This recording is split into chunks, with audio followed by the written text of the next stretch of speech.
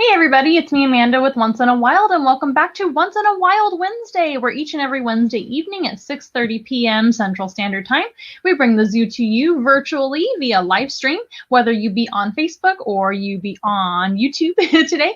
We are simultaneously live streaming to both platforms at the same time. Oh, the technology, and what a time to be alive, right? So welcome back. If this is your, not your first time, welcome back. If it is your first time, hello, my name is Amanda, and this is Once in a Wild. We are a mobile zoo, which is a company that can actually outreach with animals and bring the zoo to your classroom, your next birthday party, your gathering of any type, or your next maybe animal therapy session or office visit, and we can even just do photo opportunities as well. So whatever you may want to hire us for, we can go ahead and help you out with that here in the San Antonio, Texas area.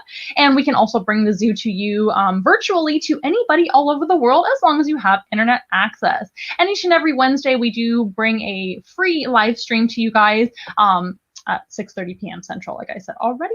And the show is free each and every Wednesday, but we do appreciate any tips or donations, and you can actually donate in several different ways. One is Venmo, the other one is Cash App. We also have PayPal too, and those links are down below. And we also have a Amazon wish list over on our website. If you go to onceinawild.com, the link is there as well for that too, and you can donate to our animals that way.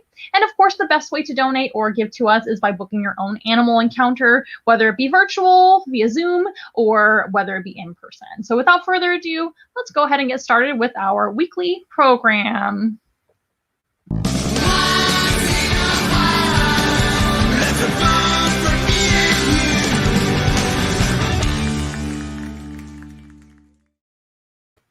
So once again, welcome back to Once in a Wild Wednesday. We are broadcasting each and every Wednesday at 6:30 p.m. Central Standard Time. And stay tuned for other events coming up in person here in San Antonio, Texas. And if you would like to book your own animal encounter, please let us know by visiting onceinawild.com or by calling or texting our number directly, which is down below as well. All of our information is on our website as well for the most part. But if you're curious about anything else, you can visit our social media on Facebook, on Instagram, or YouTube. Please subscribe to our YouTube channel. There's a lot of room for growth there. We need to make sure and have more subscribers, so that's a great free way you can also help us out as well. And we greatly appreciate all of our followers there, and of course Facebook too. And we do have Instagram, like I mentioned, and we also have TikTok, and we've got all sorts of things, Twitter, and all those links are found at our website at onceinawild.com. And we are a small home-based zoo with over 70 animal ambassadors to take care of, so we do appreciate any donations or purchases that you make through our animal programming, or if you just want to donate to us. As you can see out on the table, we have a whole bunch of animals out here already. Typically every single week, I do bring a few animals or maybe just one animal out to talk about each and every week. And today I thought I would talk about awesome amphibians. Amphibians are some of my favorites. And we do have a couple of axolotls on the table already. Ghost is right over here. She's looking backwards and showing you her yoga pose like this. What yoga pose is that? Downward dog? She's actually kind of stretched out here. And over here, if you haven't noticed, we have another axolotl, and his name is Gremlin. We have had both Ghost and Gremlin on the live stream before, but never at the same time. So what I actually did was create a little divider to where I can have two axolotls out here at the same time, so you guys can see the different colors that they sometimes come in.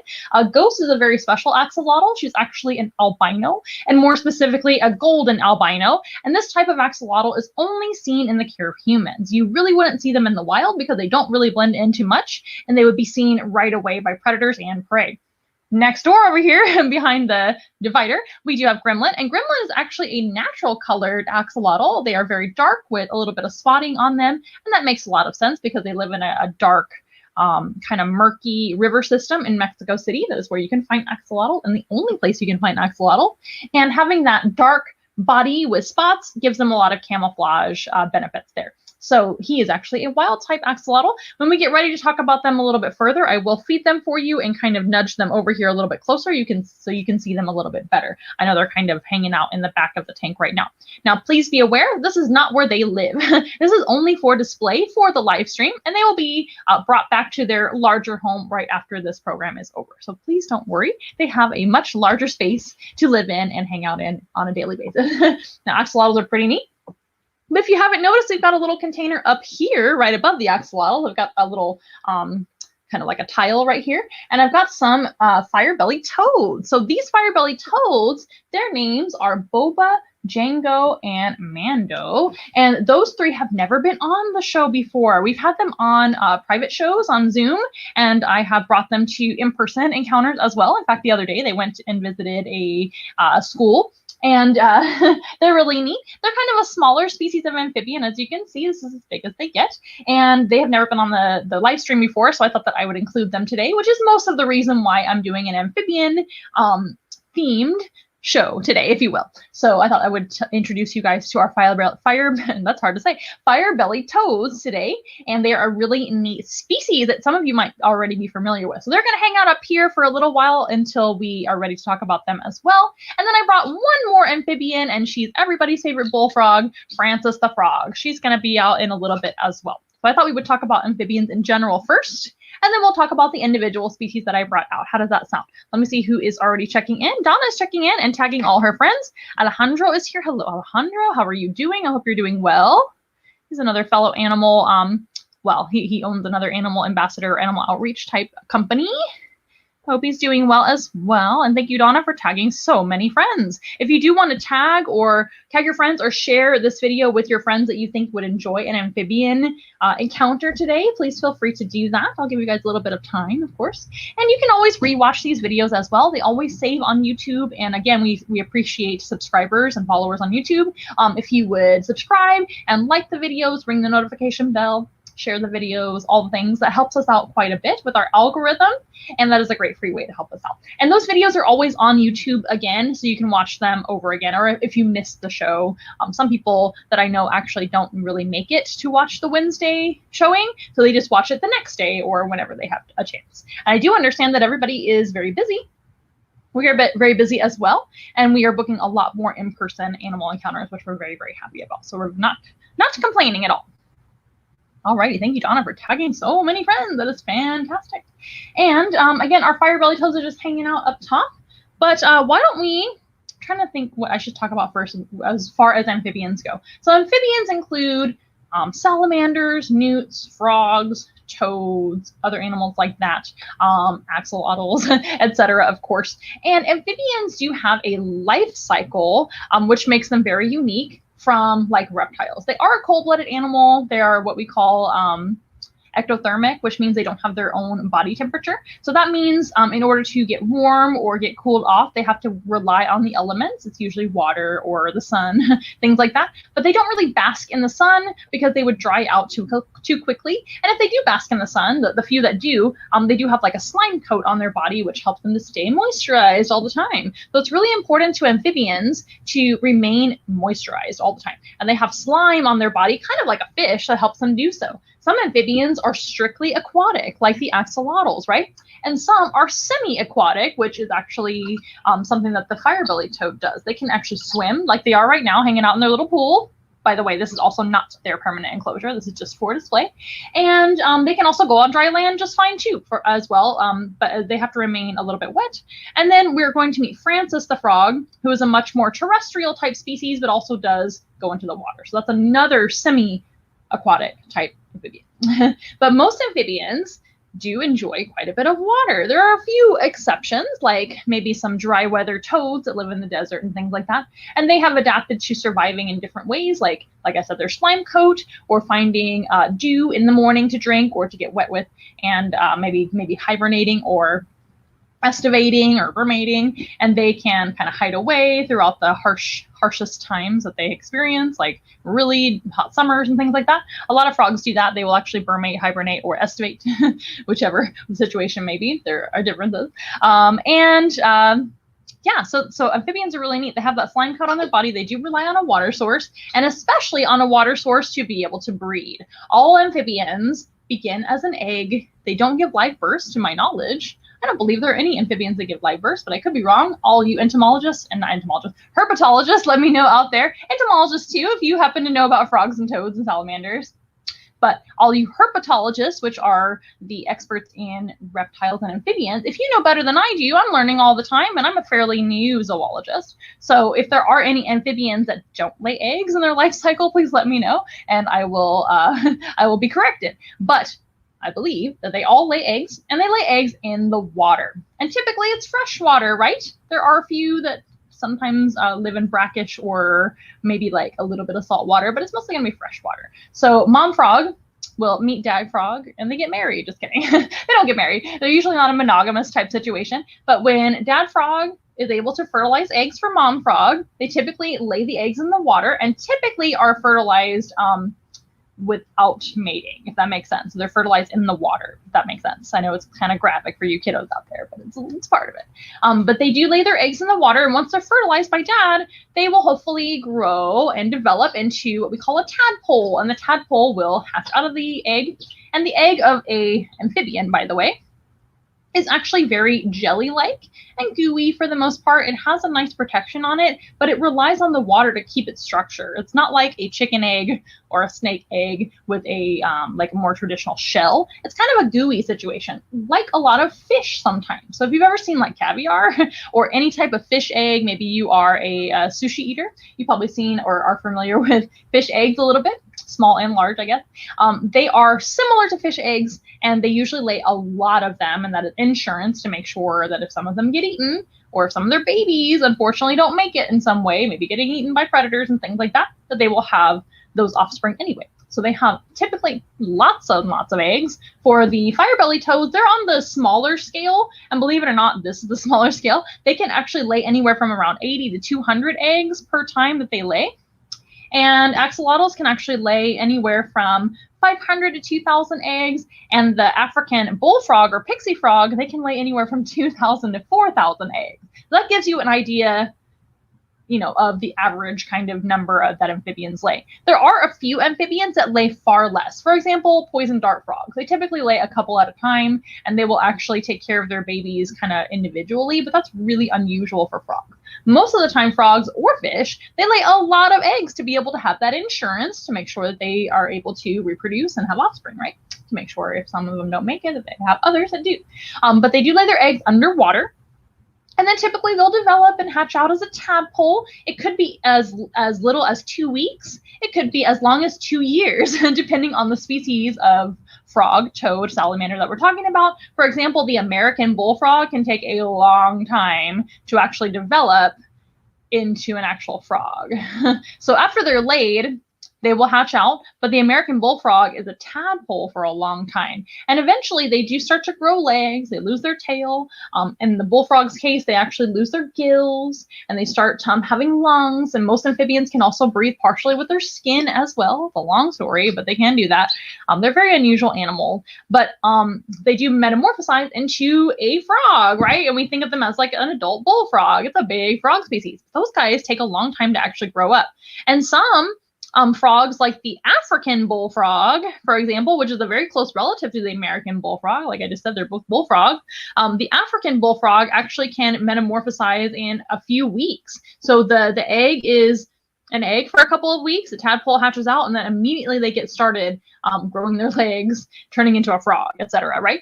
And then once that animal grows up, if you will, they're not really full grown yet because they're still a tiny frog, but they've gone through metamorphosis into a frog or a salamander or whatever, it may be a toad. They can then sometimes come out onto dry land, and a lot of them do that.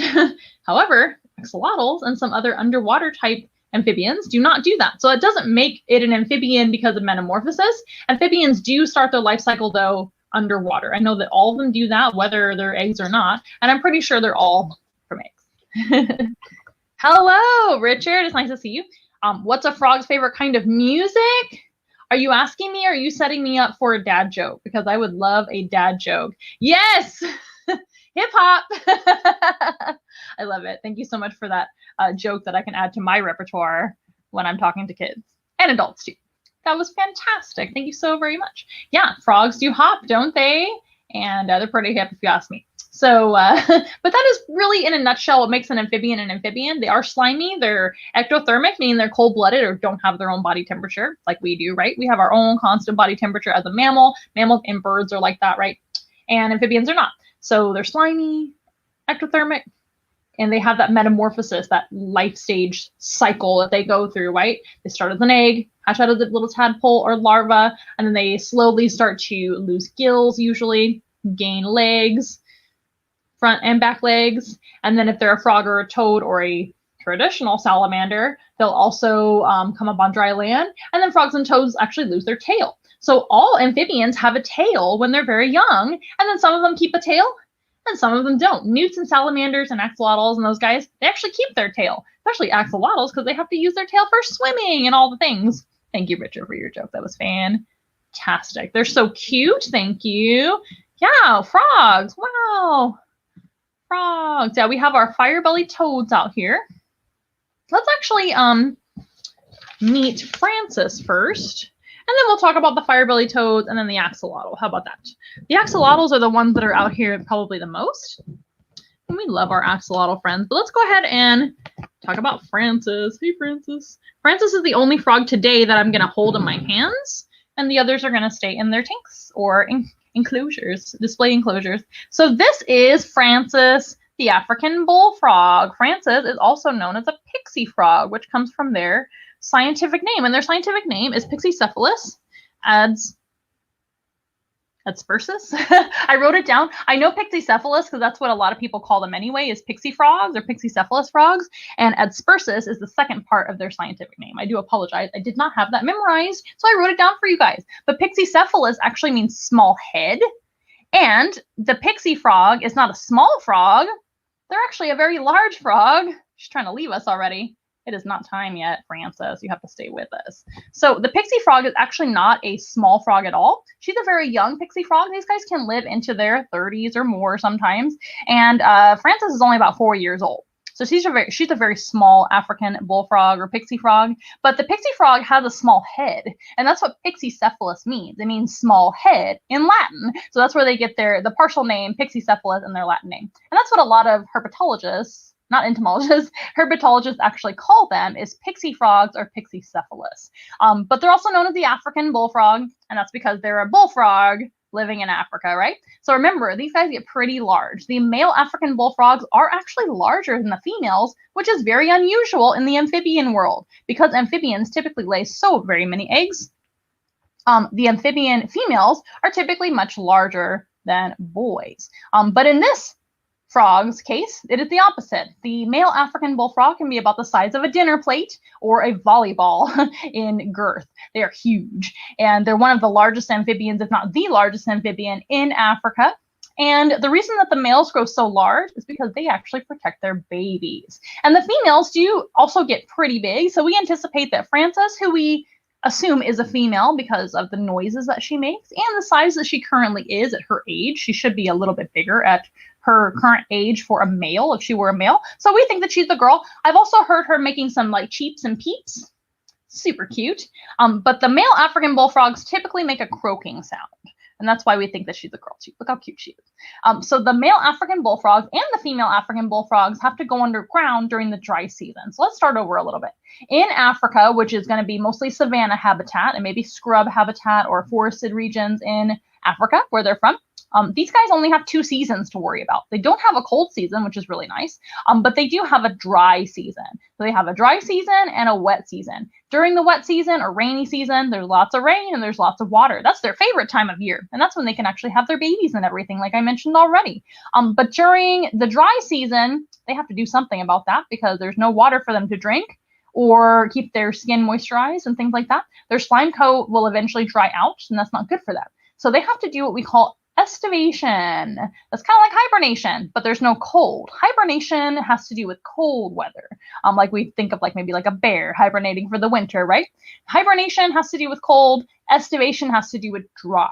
So when it starts to become very dry out, they will start digging underground, and they will stay underground for up to 10 months, you guys. That is a very impressive amount of time to be dormant underground, sleeping and doing nothing, not eating. Amazing. They kind of go into a little coma at that point to be able to survive. It's not something that they necessarily would want to do for 10 months, but it is a survival technique for sure. And it can help them live throughout the dry season, of course. And if the dry season happens to be only a couple of months long, then they come back out during the wet season as soon as it comes back. So it's very, very random out there. It's not really the same amount of time that we would consider like our seasons, like 4 seasons here in the United States. So we have spring, summer, fall, and winter, right? And they're all a pretty a predictable amount of time each year. Sometimes our winters can be longer than others, etc. But for creatures living out in the savannas of Africa and other similar habitats, they will not really know how long the dry season is going to be sometimes. Sometimes just a few months, sometimes up to 10 months. So that's not good for them, right? So they would prefer to come out a lot sooner than that. So if the rainy season comes back in a few months, great. And then they will start to wake up underground. They will start waking up because of the trickling water, basically waking them up with a little shower, I guess, a trickle. And they will start waking up. And then they will start digging up out of the ground. They pop out of the ground like little zombies and start looking for water immediately. So a male African bullfrog, the males, will typically come out first, and they will start looking for bodies of water. It could be a river, it could be a lake, it could be a stream, it could be a pond, could be a puddle for all they care. So just something that they can basically establish their territory. And they start singing as soon as they find a body of water that they think is suitable for them and a good place to start having babies, etc. They'll start singing. And the African bullfrog males, they kind of sound like a burp when they sing, right? Like any bullfrog sound. It's kind of like a croak, croak, croak, croak. Kind of like your dad after drinking a Coca-Cola or something like that, or maybe some other adult beverages. But after drinking a carbonated drink, what do? We burp. That is kind of like what a male African bullfrog or a male American bullfrog actually sounds like. They start croaking, and that might sound really ugly to us, but it actually sounds really beautiful and enticing to the female African bullfrogs, who again typically just make like little cheeps and peeps. They don't really have a deep voice like a male does. So when those females start popping out of the ground, they will start running over to the males, singing at them and trying to entice them over and get all the girlfriends they can, I guess. And once those males and females come together, that's when they will have their young, or they will start making the eggs, right? Male and female come together for breeding.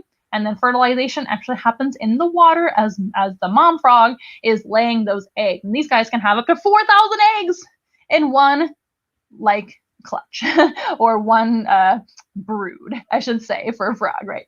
Oh, hello. These guys are peeping over here and making noises too. How cute.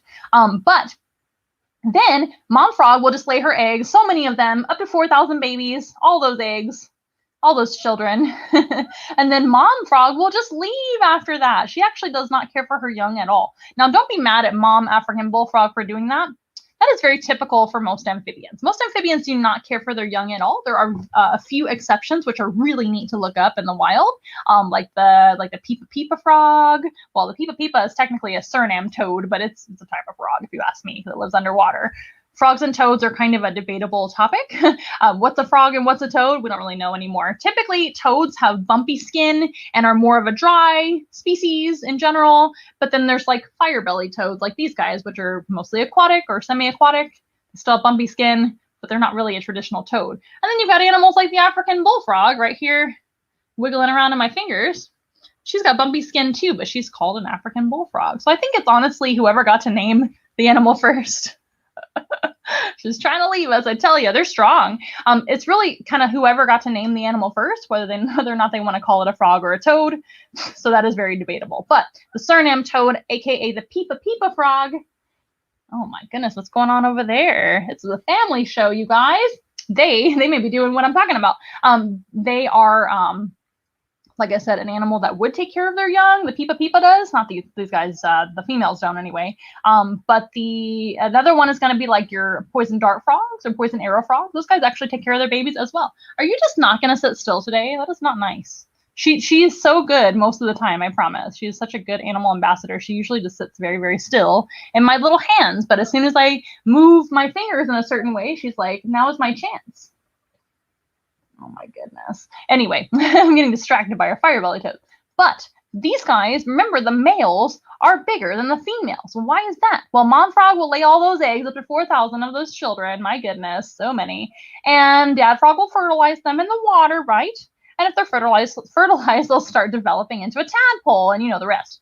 But dad frog does not leave. He establishes his territory, calls over those females, makes a lot of babies, and then takes care of the babies. Isn't that neat? My favorite thing about the African bullfrog is they are another exception to that rule of amphibians. Most amphibians lay their eggs and then just leave, just like the mom frog. But dad frog of African bullfrogs is a great dad in the wild. He's one of the best dads in the animal kingdom. He'll stick around.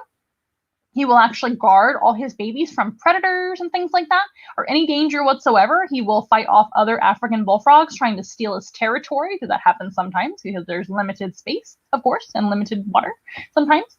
And until they are grown up, he will guard them with his life. He is one of the few type of frogs, and so do females, by the way, that have very large teeth for a frog. Most frogs don't really have much teeth to speak of. They have kind of a hard palate or plate. That's amphibians in general, I should say. Most amphibians in general don't have very big teeth. There's a couple of exceptions, and the African bullfrog is one of them. They do have 3 very large vampire-like teeth that can poke you and bite on their bottom jaw, but just on their bottom jaw. The rest of their jaw is like kind of more traditional frog mouth. But the African bullfrog father will actually use his great big giant teeth to guard his enemies, and they do have very big, bulky bodies, the size and shape of a volleyball, remember?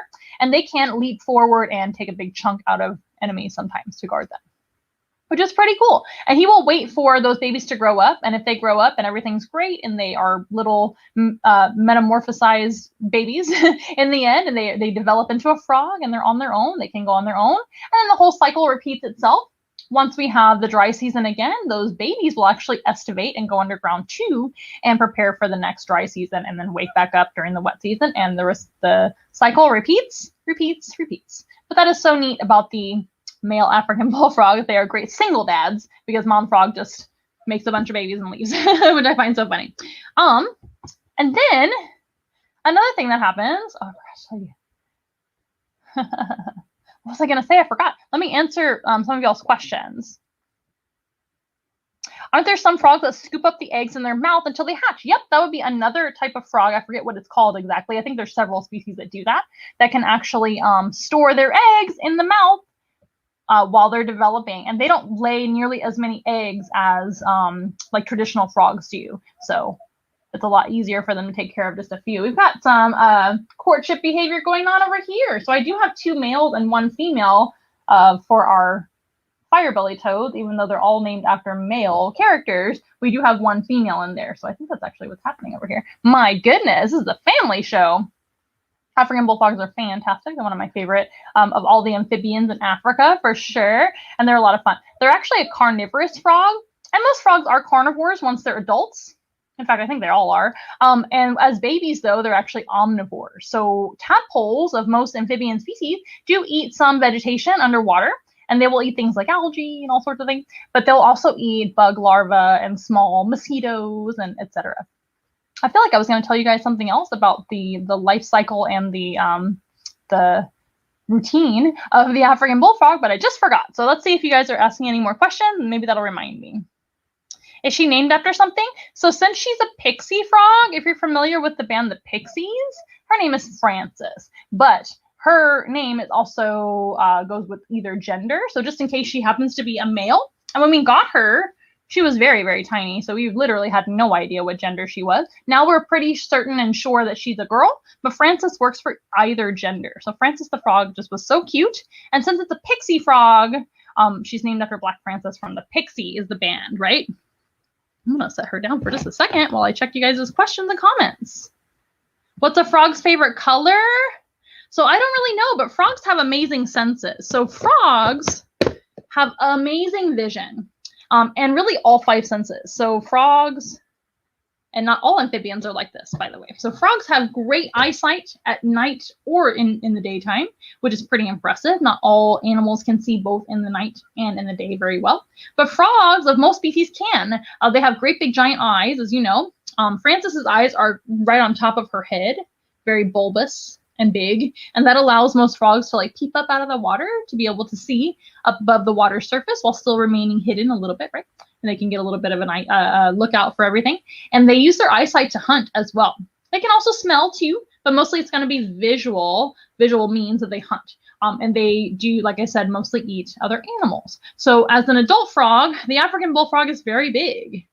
The males can get about this big and the females are around this big. So stay tuned. Frances will still be quite rotund and large, but they do eat larger animals than most other frogs. American bullfrogs are also capable of eating quite large prey. They can eat things like rodents and birds and fish and other frogs That's right. They're sometimes cannibals too. Whatever they can get the opportunity to go ahead and gulp down and eat, they will do that, because the wild is the wild, and they definitely want to take any opportunity with what they can find to eat, because they may not get another meal tomorrow, right?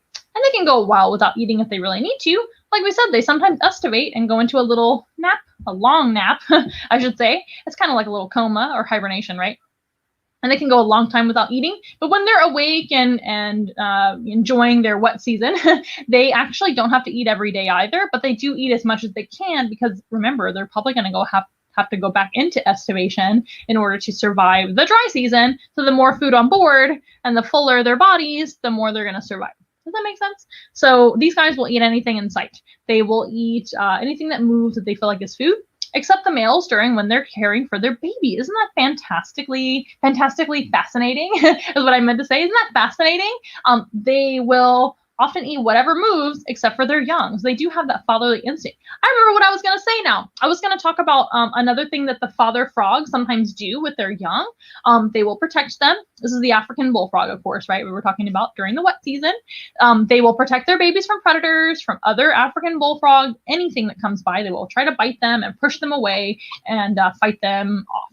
They will also dig more water. So they will actually, if they feel like there's water drying out too fast, or maybe they didn't get enough rain really for that wet season, they will actually keep digging down into the ground, or digging side by side. Maybe there's like a puddle here and another puddle like way over here. They'll actually dig a little mini river for them, and that will cause the water from the next puddle down to flood into their puddle that they're using. Or maybe it's a pond that's just drying up. They will dig and dig and dig until more water actually comes around for them. Isn't that neat? So they even have the instinct to know that my babies need water until they grow up. So if their water goes away and starts to dry up, they will dig and dig and dig, whether it be sideways or down, to be able to find more mud and water. Isn't that amazing? I think that is just so cool.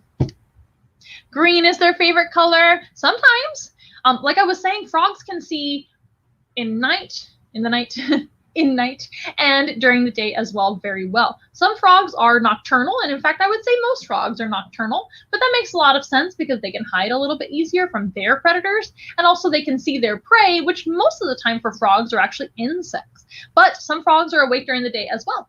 But whether it be day or nighttime, they have full color vision, even at night. So they can see all sorts of colors. I imagine green is probably one of their favorite colors, for sure. But they can also see a rainbow of colors, which is so cool.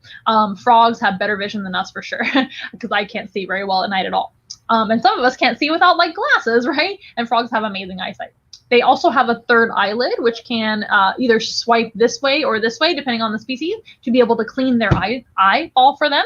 And also it can serve as a goggle. So they can use their third eyelid. Typically it swipes up for a frog, and it will stay closed, and they can see straight through their third eyelid, which is like a little goggle for them. Isn't that neat? It's called a nictitating membrane, and a lot of animals have a third eyelid or nictitating membrane, but frogs and some other animals too, like crocodiles and alligators, they can actually use it for a goggle underwater. Isn't that cool? And then animals like snakes don't even blink at all. They have a spectacle scale over their eye, which is just a scale that's clear, which is kind of a similar method, but they don't have to blink or do anything at all to clean their eyes. But the frogs, they do have to worry about their vision, because that is their main method of finding prey, which is bugs or any other animals, right? And even as a tadpole, they don't have eyelids yet. They're underwater like a fish. They don't need eyelids, but they still rely on their vision most of the time to find food. So if their eyes get damaged, that can really affect their ability to survive and eat, right? Or eat and survive. So having the nictitating membrane can clean their eye, protect their eye underwater if there's debris, or they can also shut their eyes while they're grabbing a prey item. Say a African bullfrog wants to lunge forward and grab a mouse that has come down to get a drink of water, or maybe it's a rat, something like that. That's a rodent. They will lunge forward and grab the mouse or rat, and their sticky tongue will kind of help guide it into their mouth.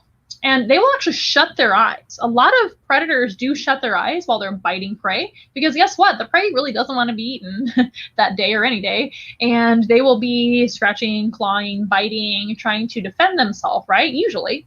And the frog wants to protect their eyes. So they do shut their eyes. But frogs also shut their eyes and their eyes will sink into their head. Let's see if I can show you that on Frances. And the purpose of that, not just to clean their eye and protect their eye, because it can protect their eye. So your eyes just sink into her head. Isn't that cool? Make sure she's in focus. Her eyes will sink into her head if she really does a big blink. But again, she can use her third eyelid to kind of blink too, just like a mini blink. But when they eat, they also shut their eyes. And when they want to finally swallow that meal, their eyes will push the food down their throat. I'm having a hard time talking, you guys, today. Tongue-tied. They will push sink their eyes down and push the food down as well. So their eyes are so big and so round and sink into their head that actually physically pushes food down when they want to swallow it. So they swallow with their eyeball. Isn't that weird and fascinating? I just love them. They're so cool. They have great vision, like I said, great sense of smell too. They do taste as far as we know too. And they do hear as well as touch. So they have all 5 senses, but not every amphibian species is like that once they reach adulthood. When they're tadpoles, they don't have the best senses ever. They can smell, they can see, all the things, but they really don't see as well, and they don't hear as well, etc. But once they develop into a frog or a toad, they hear very well, and they see very well, and they can smell as well. So all 5 senses really. But some amphibians that we'll talk about in a little bit don't have the best senses. So we'll talk about them in just a little bit. But these frogs are fantastic at their vision and all the 5 senses, like I mentioned.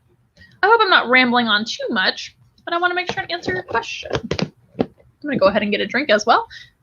Don't forget, we do have axolotl stickers. Speaking of amphibians, we have axolotl stickers at onceinawild.com. If you want to give us a little donation to purchase a sticker, we can send one your way. That's a lot of fun. Pardon me.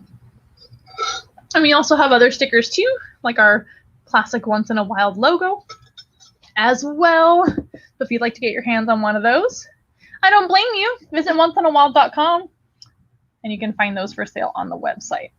I'm going to make sure our camera's timer doesn't run out for you guys. And I hope you guys are doing well, by the way. Like, I'm kind of all over the place with this amphibian talk, so I do apologize.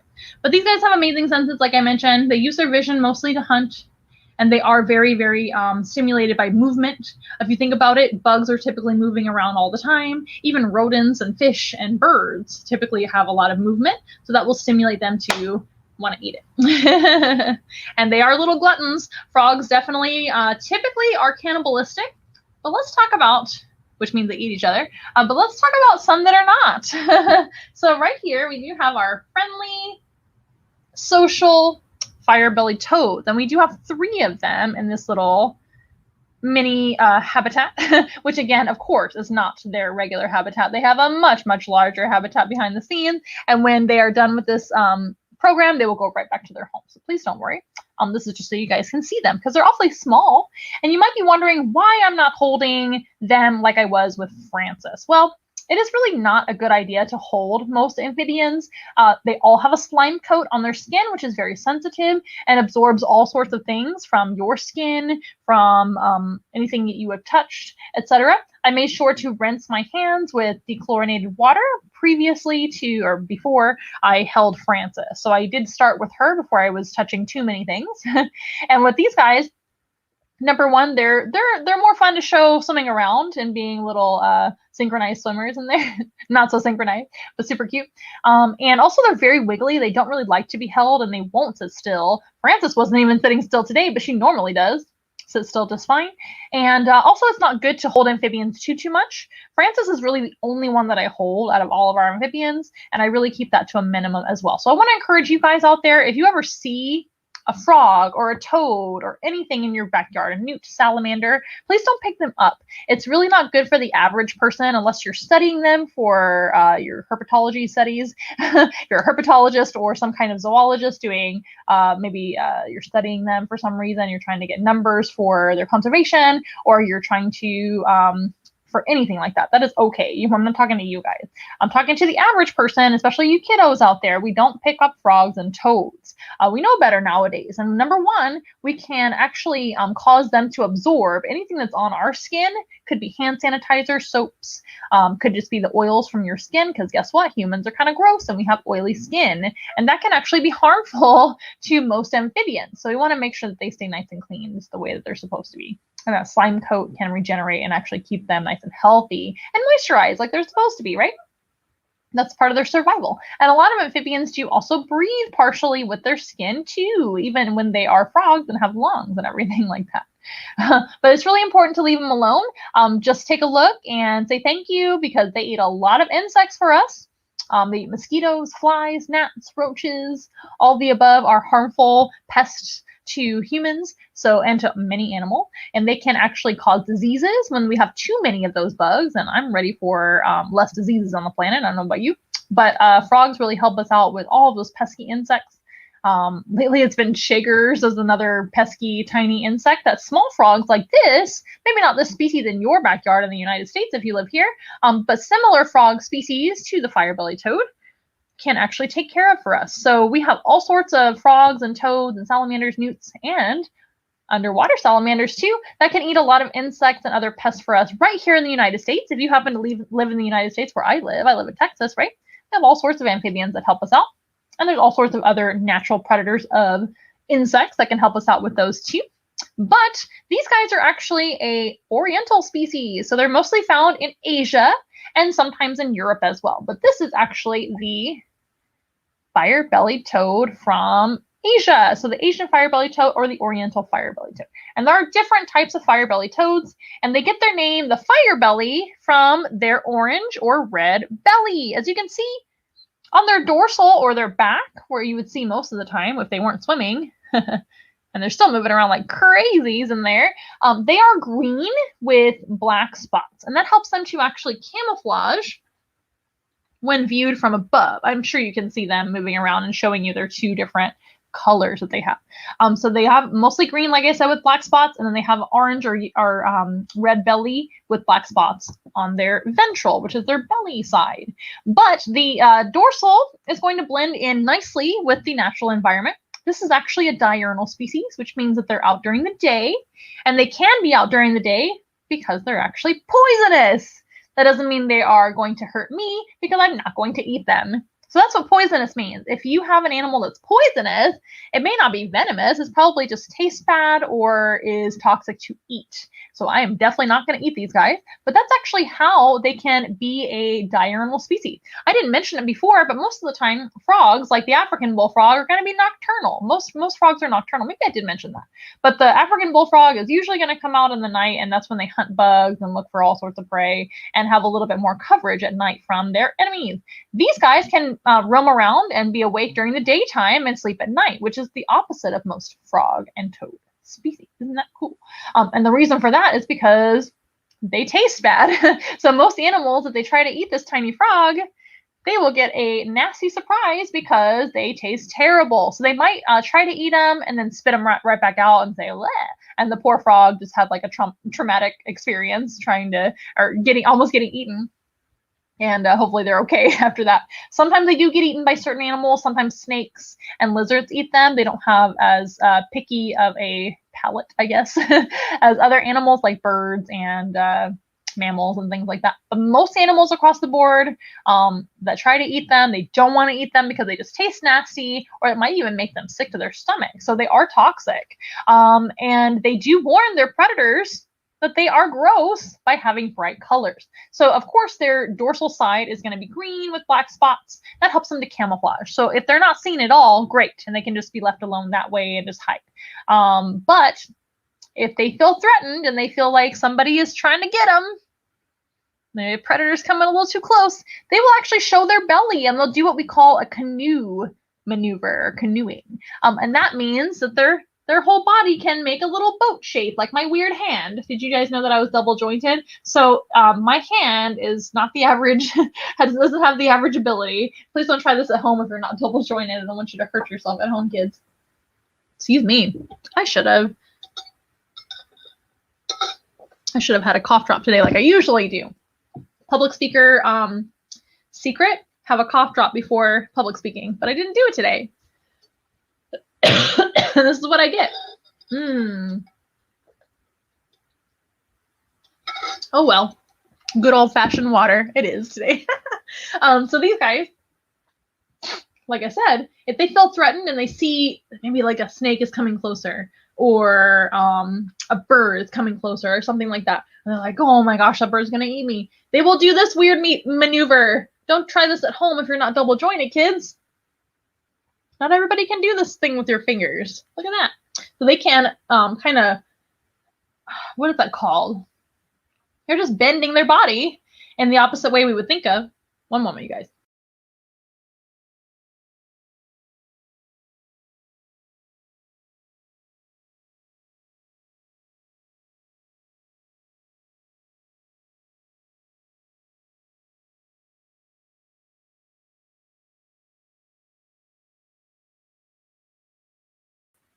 Sorry, you guys, another cough attack. Happens to the best of us, doesn't it? And so it's getting tongue-tied. I think that's over. Lesson learned. Oh my gosh, look at them now. But these guys will bend their body like that, and the purpose of that is to actually show their red belly a little bit. So it'll kind of like show their red belly. It'll show their legs, even their legs underneath. On the bottom of their legs is also a different color, right? It's either red, yellow, orange, something like that, fire belly. And that will show off that bright coloration and warn those predators that they are poisonous. And hopefully they will just leave them alone. And if they try it, then they will get a nasty flavor at least. And if not, they will actually become a little bit ill. So again, I do apologize for my cough attack. It does happen sometimes. This is live, and this is real life. In case you were wondering if it really was live, now you know. But these guys are really cool. I think that they're really unique. They're not a very big amphibian at all. So Boba is our female. Bobalina, sometimes call her. Boba right here, she's a female, and she is much larger than our males. As you can see, right? Like I mentioned, most of the time, frogs and toads, the females are bigger. With the African bullfrog that we just met a little bit ago, it's the opposite, because those father frogs, they stick around to guard their babies and their territory. So they have to be a little bit larger to be able to fend off all those scary animals or other African bullfrogs, right? So they're a little bit of an exception, but most of the time frogs, females are larger than males. So that's Boba here in the corner, and the other two, Mando and Django, are males. So that's typical. So you'll see that this is as big as the males will ever get. I don't know any of their ages because, as you know, we do rescue a lot of animals here at Once in a Wild. I would say about half of our animals, if not more nowadays, are actually rescued animals, or they're secondhand animals, or they're hand-me-down animals. Lots of situations that happen, especially with our reptiles and amphibians, because a lot of people do purchase them or adopt them, and then they change their mind because they have a really long life expectancy, or maybe they just wanted to donate them for any other reason, don't want to take care of them anymore. Whatever the case may be. So all of our firebelly toads are actually hand-me-downs. So we don't know much about their ages at all. So I don't know how old they are. The good thing is, though, is that firebelly toads actually have a fairly long life expectancy too. So these guys can live to be 15, maybe 20 years old. Remember, Francis can be into her 30s or more, which is also a very, very long life expectancy. Did you know that some frogs can live a long time? Not every frog species or toad species lives that long. But these guys can. Isn't that cool? And they don't really get much bigger than this, which is kind of neat. And there's a lot of other small frog species as well. And again, the best thing about this species is their purpose. Their purpose is to eat a lot of insects. That's basically all they focus on, is maybe breeding, but also eating tons of bugs for us. So things like gnats, flies, mosquitoes, tiny little bugs like that. They might eat larvae of bugs too, which is very helpful too. It cuts out the life cycle right then and there before those insects can develop into actual biting insects that can affect a lot of us. And that is actually the purpose of mosquitoes. A lot of people ask me, oh my gosh, mosquitoes are terrible. What is the purpose of mosquitoes, roaches, flies? It's to feed frogs. And that is their purpose, to keep that population under control as well. So it's kind of like a big circle of life, isn't it? And that feeds our frog species. Another reason why frogs and all amphibians are really important is because they are indicator species.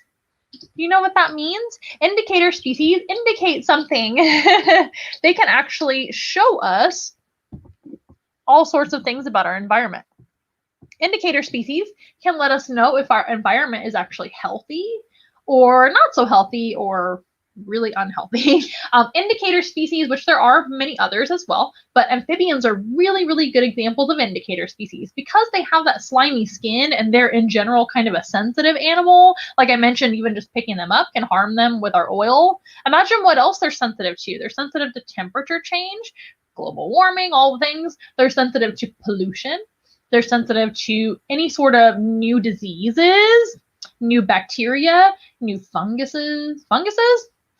whatever it may be. And they are some of the first animals to experience trouble or harm, sickness, before the other animals actually experience that. Isn't that interesting? So the same thing with birds. Birds are very sensitive to especially airborne things in the air. And that's another indicator species too, is like small birds.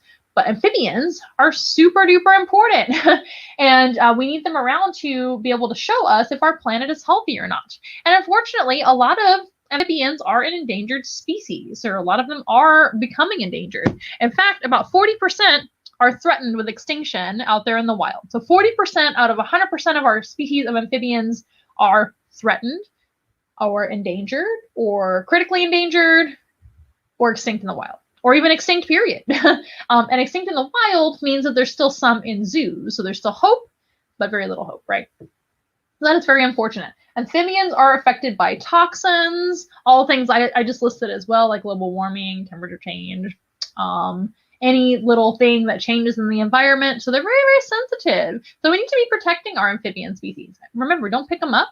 That's the best thing we can do for any sort of wildlife, is just leave them alone unless they're becoming a problem to you. So if you can leave species of amphibians alone in your backyard, great. Guess what? You're probably going to have less mosquitoes than we have.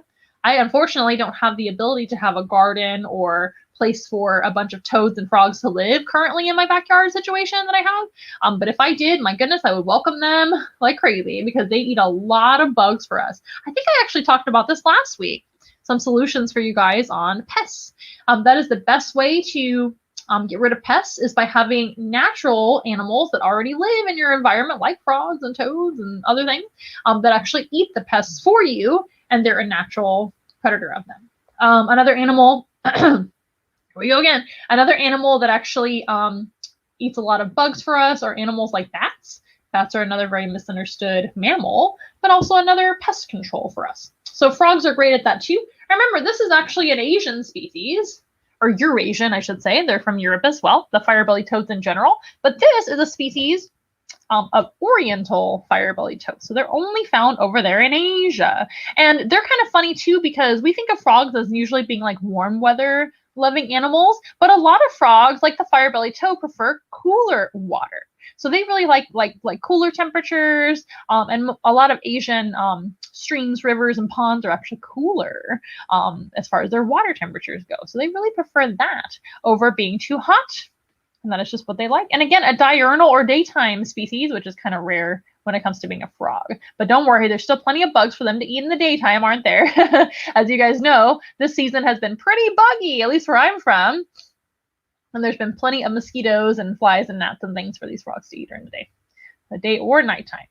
Most frogs are nocturnal. It helps them to survive and find more food at night. They're coming after me. I'm sorry they're not coming closer to you guys. What do you guys think of our fire-bellied toads? Boba, Django, and Mando.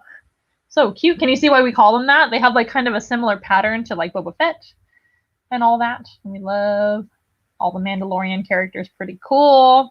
Let's see what you guys have to say. I don't think you guys are saying anything. Let me know if you have any questions about any of our frog species that we've met so far. And next we're going to talk about axolotls, my favorite of all the amphibians. But I hope you enjoyed meeting our newish fire-bellied toads. Only new to the live stream, not really new to us. We've had them for a while, but they're really fun. They're very active. And it's really fun to see them eat as well. Something to look up. I am not going to feed them today, but I am going to feed our axolotls here in a little bit. The reason I'm not going to feed our firebelly toads is because they have 3 in there. I don't want them to kind of bicker over food. They typically get along fine. They're a very social species that can be kept together in groups. As you saw, they did just fine. They're not trying to eat each other. Some frogs are actually cannibals.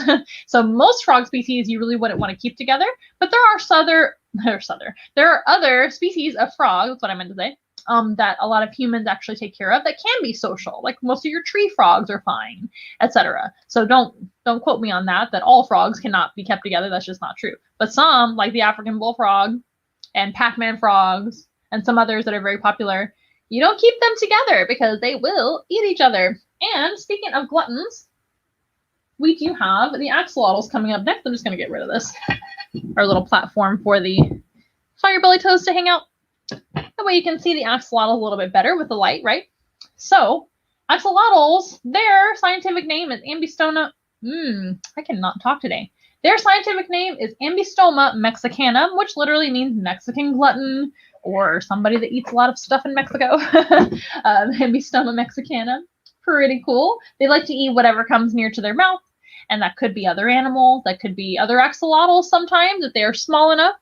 And axolotls are really neat amphibians. Now, remember we talked about the life cycle or metamorphosis of most amphibians.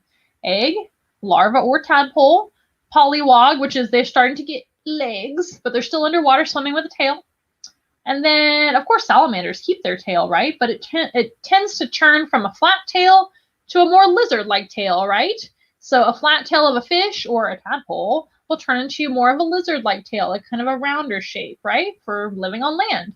These guys don't do that. They actually don't go through their full metamorphosis. They just grow in size, right? All right, Ghost. This is Ghost right here, our favorite axolotl. Don't tell Gremlin, the one next door, but she's just so cool. So this is Ghost, and you probably saw her flat tail. That is very well designed for swimming through the water. So as a species, the axolotl does not fully go through metamorphosis into an adult phase. They stay as a neotonic stage, which is like a baby, just a big baby. So they never kind of get up on dry land. They can get up on dry land if they're put under extreme stress. So if their water temperature just skyrockets to like a very hot temperature, because they actually prefer very cold water, similar to the firebelly toads, but these guys actually live in waters in Mexico City. That's the only place you can find them. And their water is around 50 or 60 degrees maximum, sometimes even less. So they really prefer cold water, and that's how they thrive. Where are you going, Ghost? She's hiding behind her divider, which I put in there to divide her and Gremlin. Gremlin's over there too. But these guys basically just stay like babies. They do grow in size, but they stay underwater their whole life. So they're an aquatic salamander. They do keep their gills so they can breathe underwater just fine. They don't have to worry about that. They also partially breathe through their skin as well. They will process oxygen that way as well.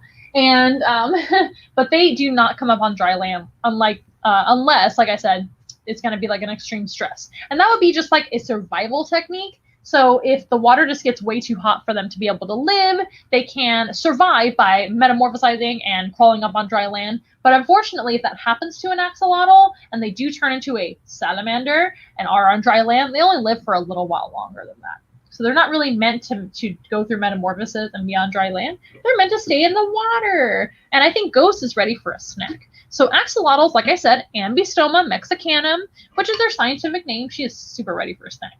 They are Mexican gluttons, and they eat anything that's meat that goes by their mouth. Today, I have a pellet for them. This may look like a worm, but it's not. It's actually just a man-made pellet, which has a lot of nutrients for carnivorous beasts that live underwater. And we'll see how she likes it today. Why don't we go ahead and offer her one? Oh, she's super ready, but she missed. So, yeah, she got it that time. Can you see it? Pretty much already gone. Super, super good for them to be eating these pellets. That's good. Good job, Ghost. Maybe I should feed Gremlin one as well. No doubt that they smell them. They do have a good sense of smell. And they can also feel the vibrations in the water. If I go like this, we'll see if Gremlin, who is now paying attention, will actually come on over and eat the pellet. There you go, buddy. Yeah, good job, buddy. See him eat it. And again, gremlin is actually the natural color of an axolotl, and ghost is a golden albino. In human care, axolotls do come in several different colors nowadays, and you wouldn't really see them as albino in the wild because they wouldn't be able to blend in like gremlin. So I love showing both of the color morphs of the axolotls that we have. Pretty cool. He's turned around, you can't really see him as well, but he does have spots, which are pretty neat to see on his body. Oh, sorry, I didn't mean to block them. Make sure you guys can see them in focus. I know they're a little far away, so I do apologize. It was the easiest way I could display them today and have two out at once, which is pretty fun. So axolotls are really cool animals, guys. They're one of my favorite of all the amphibians. In fact, they are my favorite amphibian, let's just say it. And Ghost is my favorite of all the axolotls. But how can you not love her? She's so beautiful. So these guys are only found in one teeny tiny little section of river called the Xochimilco River Canal System in Mexico City, Mexico. And that's the only place you can find the axolotl in the wild. In fact, unfortunately, they are one of those endangered species that we were talking about a little while ago. They are critically endangered, which means they're almost extinct in the wild. And luckily, there are a lot of them in zoos, mobile zoos like us, and aquariums, and all over the pet trade as well. And that's actually a good thing in the case of the axolotl, because that means the axolotl is always going to be around as long as humans are taking care of them, breeding them, and ensuring that the species keeps on carrying on, right? Otherwise, they won't have the species in the wild anymore. And then we'll lose the species completely, which would not be good. So the plan for the axolotl, as far as conservation goes, conservationists in Mexico are basically studying other places in the river canal systems that are similar, have a similar temperature. Remember, they really like cold waters. So it has to be a similar temperature that they like. It has to be clean if they're going to be doing this. They're planning on hopefully re-releasing some of those axolotls that they've been breeding in human care to be wild animals again. But also, they're having a problem with genetics. They do have to be this color to go back into the wild because they won't survive if they're this color, right? But they also have to make sure that they're diverse in their genetics, meaning that they're not inbred. So they want to make sure that they have good, strong axolotls that can keep on carrying on and breeding on their own in the wild. So it's a long process. It's well worth it to save the species, right? But that is what's currently going on in Mexico, where they're from. So there's other options possibly of re-release, which would be great. But they also have to clean up the environment, make sure that it's good for them, healthy, not polluted, all the above, right? These are wonderful animals, very important as well as an indicator species, as well as a predator eating lots of insects for us. So what are some of their threats? Well, number one, it's going to be temperature change, global warming, right? Remember, these guys, they like cold water. So if their temperatures rise and it rises too much, they will turn into a salamander and then they will pass away and there will be no more axolotls. So that is one thing that's kind of going on over there and all over the world, right? And affecting amphibians all over the place. And another thing is going to be, well, they're already in a small, tiny area. They're already secluded in that one little river canal system, right? And that's the only place they have to go. So if something happens to their habitat, which is happening to their habitat, and it's not good for them, where are they going to go? Nowhere. They just pass away. Another threat to them is going to be pollution, like we mentioned already. Trash in their waters, chemicals in their waters as well. Come back here, Gremlin. Would you like another snack? You need to see the fans. The fans want to see you. Let's turn you around like we did Ghost. I'm doing this through my monitor, so forgive me if it's a little slower because I can't see him. Come on, Graham. Oh my goodness. By the way, I'm not hurting them whatsoever. I'm just bumping them over here. That pellet might be too wet now. These pellets are great, but they actually get soggy really fast, like cereal. Come here, Gremlin. Here, buddy. Would you like another treat? Oh, there you are. There we go. I can see him from this angle now. Come on. So these guys may not be as good at seeing as some of the other amphibians that we mentioned already. In fact, they don't see as well. Some other threats that threaten them are going to be invasive species, which threaten animals all over the place. Animals such as carp and tilapia are great big fish that have been released into their waters by fishermen a long time ago. We can't blame anybody today. But a while ago, fishermen, I guess they needed more fish to hunt. And so a lot of people were actually releasing carp and tilapia in other river sections along the same river or the same, you know, the way it was flowing, and they were released up here, and then those fish eventually either had babies that made it down to their canal system, and now we have carp and tilapia living down there as well. So that's another project that's getting rid of the invasive species that should not be there, because it's a huge competition for the axolotl. They can eat their food, they can also eat them, the axolotl themselves, etc. So that's not good for them too. And they also have other invasive species to worry about. So they have a lot of problems in the wild. And like I said, the best way to save them is by breeding them in the care of humans, cleaning up their environment, and hopefully re-releasing them. As you know, that's what the scientific project that's going on right now for conservation with these guys. That's the goal. It's a long, painstaking goal to accomplish, but that is what's happening right now, as far as I know. Now, to give you an idea of how endangered they are, they went from about 6,000 per square kilometer in the span of 20 years, decreased to about 35 per square kilometer. So 6,000 per square kilometer to 35 per square kilometer in the span of 20 years. And that was a while ago. So I bet you whatever is a lot less now, which is very unfortunate. Because these are wonderful animals, very important. Not only are they important, they're very cute and they're very personable. Ghost and Gremlin both have their own personalities, as you can probably see today. Hope you've been enjoying seeing them this whole time. But they are fascinating animals. They're wonderful animals.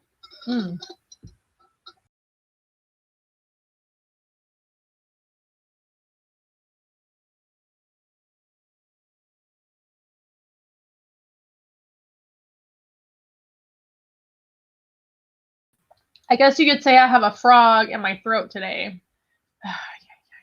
Of course I do. So these animals are wonderful. They're also superheroes, you guys. So the coolest thing about the axolotl is they have the ability to regenerate, and they can regenerate anything on their body. So axolotls are kind of like lizards. Lizards can regenerate their tail, right? So if a lizard loses their tail, the tail pops off. It's called tail autotomy. Not every lizard species can actually do that. It's very different than if a limb is just removed or something like that. But some lizards have segments of their spine on the tail that are able to just pop right off with very little blood, very little pain, and the ability to regenerate afterwards. And that actually oftentimes will save the lizard's life if they are being grabbed by a predator. The tail can pop off, they can survive, get away. The predator gets a little mini snack as the tail, and they can regenerate the tail later. But lizards take a long time to regenerate their tail most of the time. Some lizards cannot regenerate their tail, like crested geckos, for example, and they lose the whole tail when that happens, and they only get one chance to do that. But most lizards that have tail autotomy, they can lose their tail in different options of segments along the tail, along the spine, if you will. And then that tail will regenerate. But it takes months to do that most of the time, depending on how much food they're getting and protein and their genetics and their energy level, etc. Just life in general. It takes a long time for a lizard to do that. Axolotls can lose a leg, a finger, a gill, an eyeball, an organ can be removed somehow. They can get a bite out of their side. They can lose their tail too. And all of that can regenerate in a matter of weeks. It's not very long at all. In fact, it's very quick. And they are basically little superheroes as far as that goes. They're kind of like Deadpool, I guess.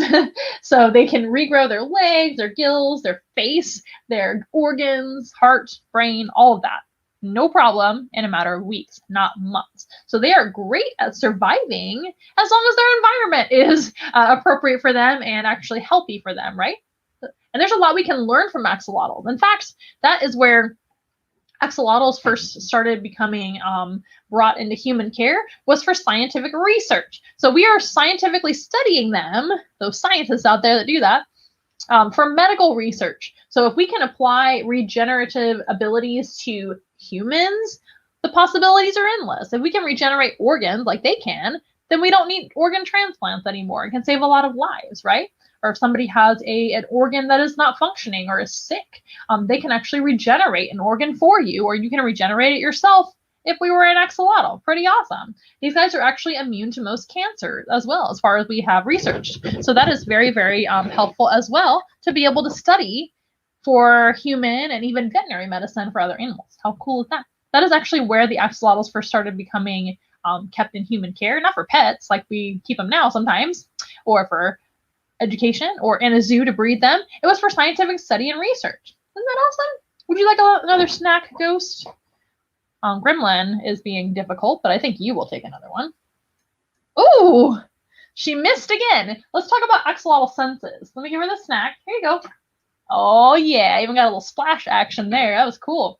And maybe Gremlin will come over in just a little bit and we'll feed him too. So as far as their senses go, they're not nearly as sensitive as other amphibians. So because again, they're not metamorphosizing into a salamander. So when they stay like this, they don't have eyelids. They don't have the best vision. Of course they can see, but their vision is quite blurry. And sometimes they do miss the food. They also really don't hear. Like a frog can hear just fine. In fact, frogs communicate with sounds. Axolotls don't communicate with sound at all. It's because they really don't hear. They can, however, feel vibrations in the water, and they can feel touch, of course, against their skin, very sensitive skin, etc. We don't know if they can taste. And that's it, right? Smell. Oh my goodness. That wasn't the timer this time. Let's try this again.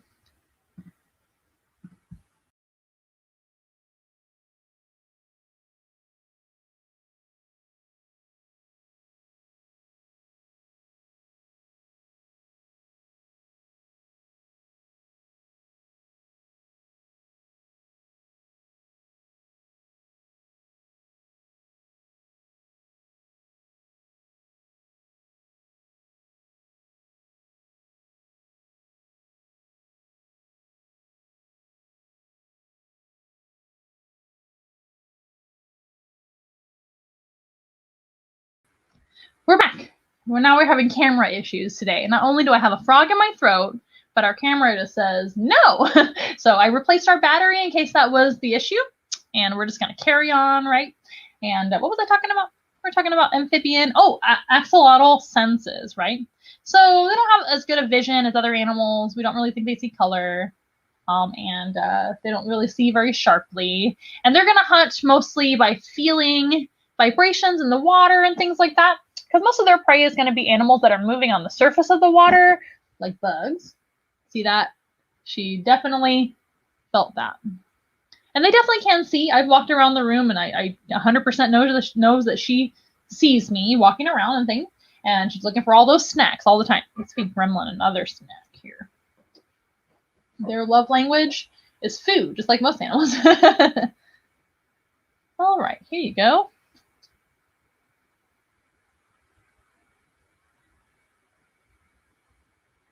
Hey, buddy. Oh, there we go. I can see him. There he goes. Yay! His aim isn't as true as Ghost. But they do hunt with their sense of smell, too. They have a little bit of that. Like I said, they don't really hear. They just feel vibrations, which is similar to hearing, I guess. Feeling vibrations, seeing a little bit, and smell. That's their three senses that they use to hunt with. Pretty cool. Isn't that neat? Let's see if you guys have anything to say. Thank you for bearing with me. Yeah, frog in my throat. Yep, exactly. I'm surprised I'm not talking like a bullfrog already. I guess my throat is just not cooperating today. But axolotls are one of my favorites. It's a neat animal to bring awareness about because most people don't know what they are. Or they think that they're just like a fake animal they see in social media. Kind of looks like a Pokemon or something like that. Nothing wrong with that. But they are a real life animal. And again, in the wild, they look like this. They're dark colored. Hello, Ash. It's good to see you. I'm so glad you made it.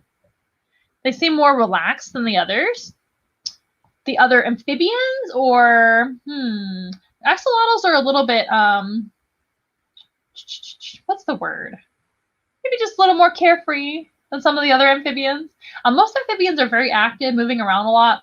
Frances the frog, not so much. She's a pretty dormant species. And that's just how the pixie frogs or African bullfrogs are. Firebelly toads are very active. And a lot of frogs are like that. They climb, they jump, they're hopping around, they're looking for food, they're actively hunting. The African bullfrogs, they just kind of sit still and wait for food to come to them. And they're not really in a hurry unless it's time for breeding or guarding your babies, things like that. The frogs are very active. Yes, you saw them. I'm so glad you saw them. Oh, they love Francis in their eyes. The frogs are very active. You must have seen them like swimming around. Yeah, those guys are really active. Now, when they do have little rocks and platforms to sit on, they'll typically take a break and sit. I've just got them in some water right now. And don't worry, they can actually float along if they want to just relax.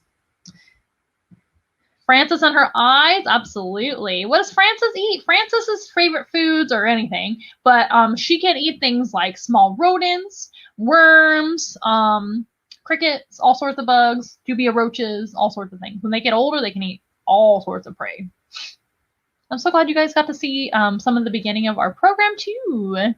Now, the axolotls are my favorite though. Well, you guys, I want you guys to know that amphibians are very important animals. It's sometimes a forgotten type of animal because we always think of like more quote-unquote charismatic type critters like giraffes and zebras and lions and pandas and things. But amphibians are very important animals in the ecosystem. Not only do they help us out by being an indicator species and letting us know if our planet is healthy or not, that's super important, right? They're also helping us out by eating a lot of prey like bugs, mosquitoes, flies, worms, roaches, oh my, and that helps us out to be healthy. Not only are they showing us our health by being an indicator species, and if there's anything wrong, they're, unfortunately for them, some of the first animals to experience negative experiences with change in our planet, like global warming and disease and all the not so fun things. They're also helping us out by keeping the populations of insects down and keeping our planet healthy that way too, if that makes sense. Because a lot of those mosquitoes and flies and roaches and gnats, they can spread disease. So all around, they're helping us to stay healthy. So the best thing to do for amphibians is leave them alone. They'll leave you alone, of course. They don't want anything to do with you. They have a job to do, and that's to eat bugs and reproduce and have more babies. But they are much better left alone, much better off left alone. But also we can create a better environment for them. So not using things like pesticides on your grass or your plants as to the best of your ability, using more natural pesticides or more natural methods like having frogs in your life or having bats in your life or having other animals that can eat the bugs for you. Maybe some of those mosquito machines that are like little lanterns and they entice the mosquitoes over and the flies over with a little light and it sucks them in instead of, spraying pesticides all over your lawn, because that actually affects the amphibians directly on their skin. It can do that, and it can poison their food, which is not great. So that's not good. And also we can make sure and pick up any trash in our own environment or wherever you see trash. Recycle whenever you can, because plastic is a big problem for amphibians and animals all over the planet, especially aquatic animals. And amphibians are typically aquatic, at least semi-aquatic, and they definitely start their life as aquatic. So we can make sure and prevent microplastics by recycling as much plastic as possible, or just getting rid of plastic in your life to the best of your ability. Some plastic we have to have, of course, it's inevitable, but some we can definitely eliminate. So those are really easy ways to actually help out. Another direct way you can help out amphibians in your yard is by having a garden. A lot of times toads and frogs will come and live in your garden. If you have a pond nearby, even better. And you can actually make little hides for toads in your garden called toad abodes. And those can be as simple as like a plastic pot for a plant. Just cut in half, and then you have two little hides. And that can help your frogs to have shelter or somewhere to hide from predators. And that will help them out and help them to be encouraged to be in your garden or backyard. Oh, here's a great question from Ash again. When they lay eggs, do the eggs float in the water or drop to the bottom? It depends. Some amphibians, they will actually lay their eggs and they stick to plants. Some amphibians, they will just kind of drop down to the riverbed or the bottom of the body of water where they live. Some amphibian eggs will actually float and they kind of like stick together in a clump. Some amphibian eggs are laid in like a bubble nest. So it really just depends. I feel like almost every species has their own method, which is so neat. So it's something to really look up. Axolotls, I believe they stick to the plants, and then, or to something, to the surface of something, to the side of something. Firebelly toads, I don't know. I think they do just kind of sink, but I could be wrong. And African bullfrogs, I think it's around the same. I think they just kind of sink. So it really just depends. That is a great question and something I will research further for you next time. Grandpad. Oh, what's the name of the opposite of hibernation? We have never heard of that. The opposite of hibernation, well, it's not the opposite. It's actually the same technique, but it's for dry weather. So it's called estivation.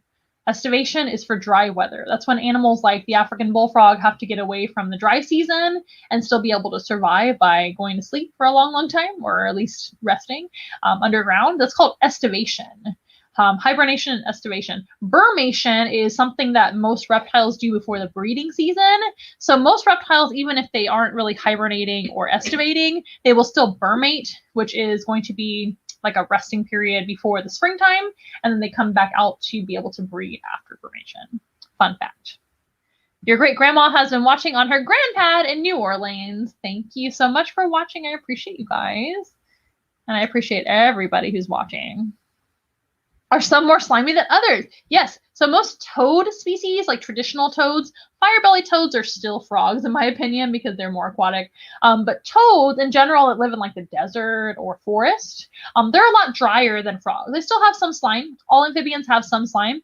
And animals that are aquatic, like the axolotl, are especially slimy. Isn't that cool? So that makes sense though, because they can glide through the water a little bit easier. And all amphibians, when they are tadpoles, are a little bit slimier, and even eggs, they're slimy and gross and helps them to retain their shape and moisture in the water when they have a slime. And the African bullfrog will make more of a slime coat when they estivate. So when they have to estivate from the dry season, they'll go underground and they'll actually create a slime bag out of their own snot or boogers, and then wipe the boogers all over their body. That creates a little sealant over their already slime coat that they have, and that will seal the wetness in for their duration of time that they're underground, right, for the estivation period. And that will actually help them survive even more. So that's another super slimy, gross thing. And when they want to break out of the slime bag and come back out of the ground, they will actually eat the slime bag off of their own bodies and just digest it. Gross. But it helps them to actually survive through the dry season. I do not want to be an African bullfrog. That is gross. I am also super claustrophobic when I go into small spaces. So, and I don't like boogers very much. So I cannot be an African bullfrog for sure. Are the eggs clear? Sometimes, and usually the egg is kind of clear and you can see the baby right there in the egg. And not every amphibian egg is the same color or amount of clearness. Is that a word? Some are more clear than others as far as see-throughness, but it just kind of depends. But most of them you can kind of see the baby developing on the inside, which is super neat. So they're jelly-like, they're transparent, transparency, that was a better word, and very different than a shelled egg for sure.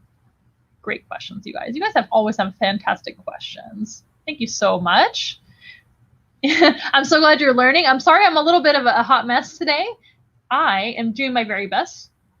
Earlier, I had a scratchy throat or a frog in my throat, and I was drinking water constantly, and then my camera just decided to not work. But we're doing our best, aren't we? And I appreciate you guys being here. Remember, the live stream is always free each and every Wednesday evening at 6:30 p.m. Central Time.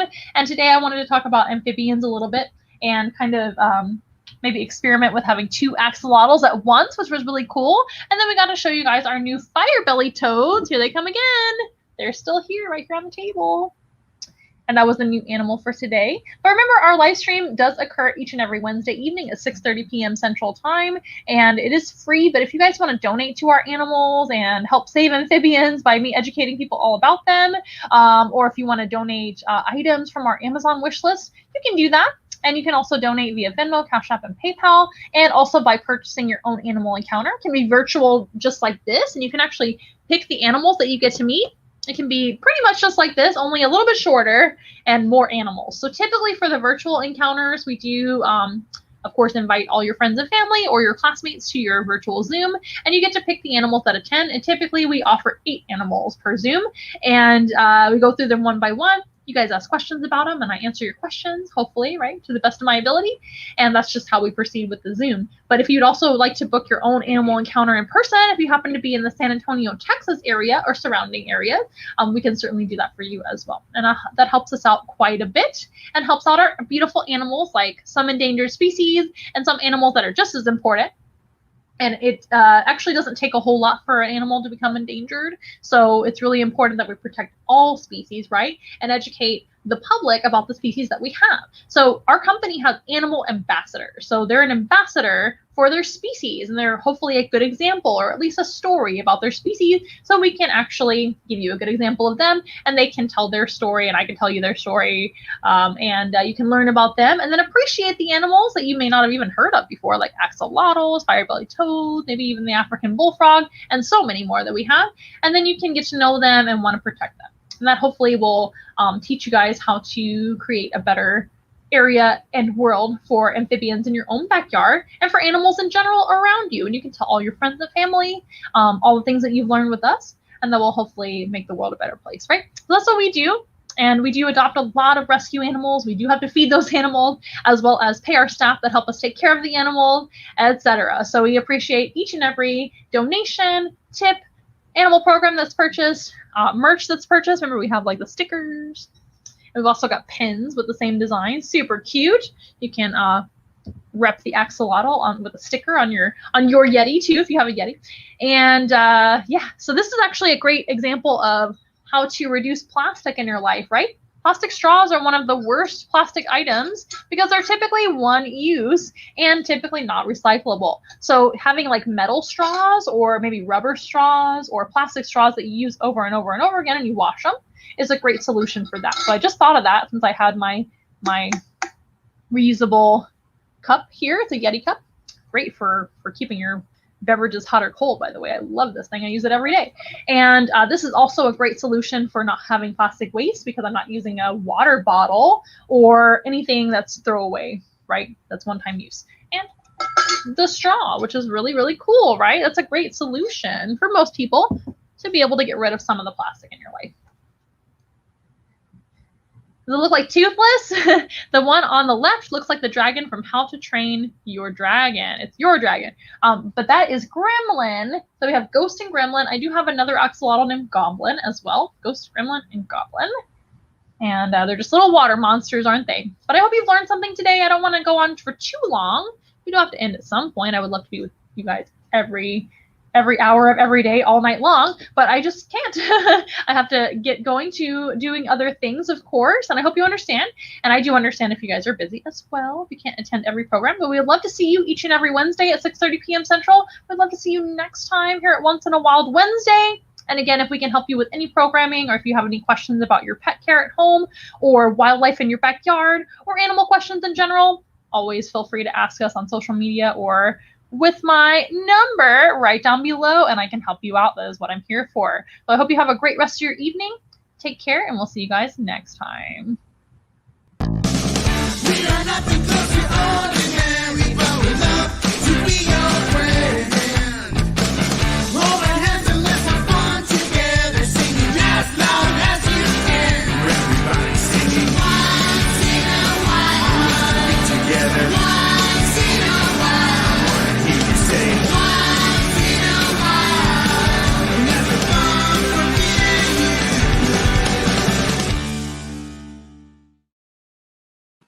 Alrighty, you guys, we hope to see you next week here on Facebook, here on YouTube. Don't forget to subscribe to our YouTube channel if you haven't already. Share the videos with all your friends and family and anybody that you would think would like animal programming. And if you know of anybody that wants to book their own animal program, please let them know all about us, and we would love to meet them soon. So we hope to see you next time. Bye, guys.